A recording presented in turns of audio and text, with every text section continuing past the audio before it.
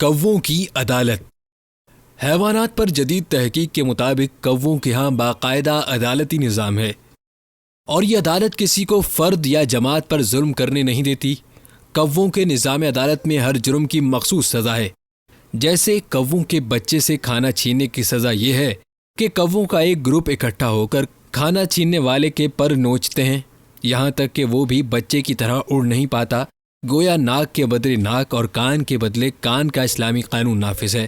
اسی طرح گھونسلہ خراب کرنے، اس کو گرانے یا اس پر قبضہ کرنے کی سزا یہ ہے کہ کووں کی ایک جماعت مجرم کو وہ گھونسلہ دوبارہ بنانے پر مجبور کرتی ہے، یعنی بالکل اسلامی قانون ہے۔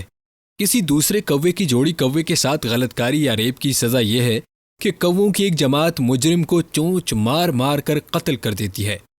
ماہرین کے مطابق کووں کی عدالت لہلاتے کھیتوں اور کھلے میدانوں میں لگتی ہے، یعنی کسی بند کمرے میں نہیں۔ مقررہ وقت پر کوے اکٹھے ہو جاتے ہیں اور جج بیٹھ جاتے ہیں۔ ملزم کوے کو لایا جاتا ہے، عدالتی کارروائی شروع ہوتی ہے تو ملزم کوا سر جھکائے پر پھیلائے انتہائی سیکیورٹی میں عدالت کے سامنے پیش ہوتا ہے اور اپنے جرم کے اطراف میں کائیں کائیں بند کر دیتا ہے، یعنی خاموش رہتا ہے۔ جب عدالت کسی کوے کو سزائے موت سناتی ہے تو سیکیورٹی پر مامور کوے اس مجرم پر حملہ آور ہوتے ہیں اور چونچ مار مار کر اس کو قتل کر دیتے ہیں۔ اس کے بعد ایک کوا اس کو اپنے چونچ سے اٹھا لیتا ہے اور اس کو دفنانے کے لیے لے جاتے ہیں، پھر اس کے جسم کے برابر قبر کھود کر اس کو دفناتے ہیں اور مکمل احترام سے اس پر مٹی ڈال کر دفناتے ہیں۔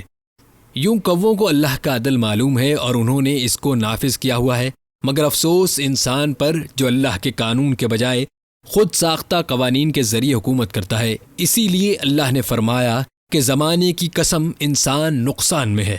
کیا پاکستان جس کو کلمے کے نام پر بنایا گیا تھا، کیا بے اثر لوگ کوے کے برابر عقل بھی نہیں رکھتے؟ حالانکہ کوا گندگی کھا کر بھی اتنا عقل مند ہے، یہ لوگ آخر کیا کھاتے ہیں؟